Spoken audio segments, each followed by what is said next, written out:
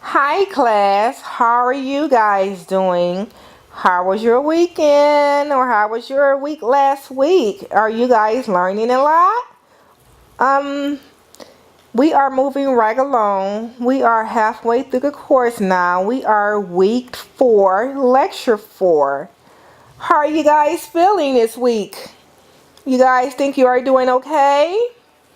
Are you guys enjoying my lectures and enjoying the course? I hope so because the course is very interesting.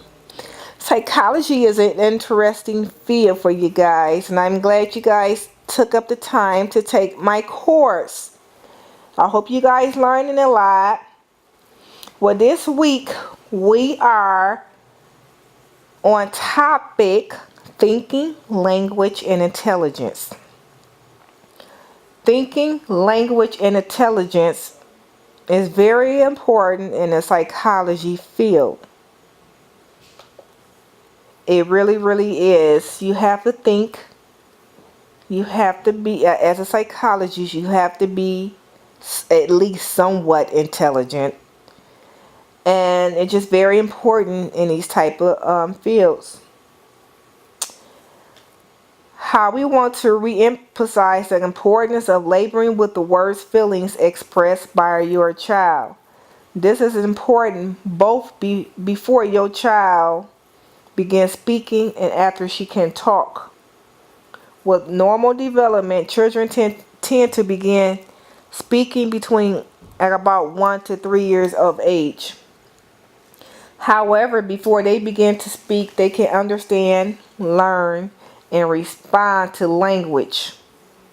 This pre-verbal period is a wonderful time to begin putting the feelings into words. Oh, honey, are you interested in the new little car? You are excited about it. My, you are distressed and angry that it's time for bed now. The words label the feelings. The words help make sense out and organize the child's internal subjective experience and feelings states long before the child can speak. What about after your child begins to speak?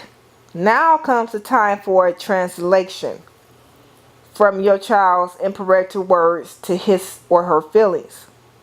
Say your child is playing with a new Lego factor. Wee! Me like this fraction. One might translate this and label the feelings. You are excited about your new tractor. You are interested in it. You might even be more playful and say, you are elated. Talk about a great easy way to teach a child vocabulary and help her put words to her inner feelings. How about the negative feelings? The SOS signals. The same idea applies. What if you are trying a new food with your child and she says, yeech? No, like, hate it. You might say, you don't like the taste of it? You are disgusted, distressed, maybe even a little angry. Or say your child sees a big dog running towards the two of you and he screams, Mommy, help! No, like, you could pick him up and say, that's okay, I'll protect you. You are distressed and frightened by that big dog. Now, what if you are setting some limits on a child, or you don't move quite quickly enough, and he says, I know like you, I hate you. What are your feelings? How might you respond to your child, class? If one first tries to translate to label the feelings, you might say, you are distressed. You are angry at me. Putting words to the feeling, giving your child a vocabulary can do wonders for helping your children understand their inner world and make sense out of their behaviors. Can we do even more? Sure we can, class. What do you think some more other factors and some more suggestions we can do If your child puts his behavior out like that, saying that he hates you, he don't like you. Speaking of language, no, my child or children has never ever told me that. But however, class, I have a child, he's 18 now. When he was 1, 2, 3, 4, 5, 6, he wasn't talking at all, class. He had a very he did not have a vocabulary, period. He did not start talking until he was 7 or 8 years old. And I always was wondering why he isn't talking.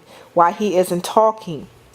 I took him to speech classes. He started school when he was 3. He been in speech classes ever since then. And he still wasn't talking.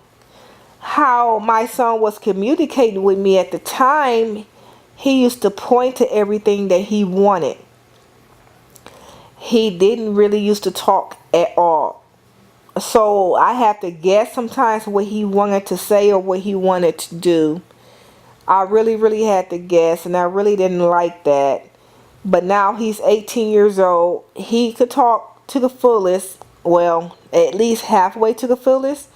But however, he still doesn't express himself and tells me or tells anyone else how he really feels. When he gets to expressing himself, he always say, well, forget about it. Like he really don't know how to talk about it or really don't know how to express himself about the situation. I think he really don't know how to really talk about it. I don't know. He don't know how to hold long conversations at some point in time. But as he get older, I hope he aggressiveness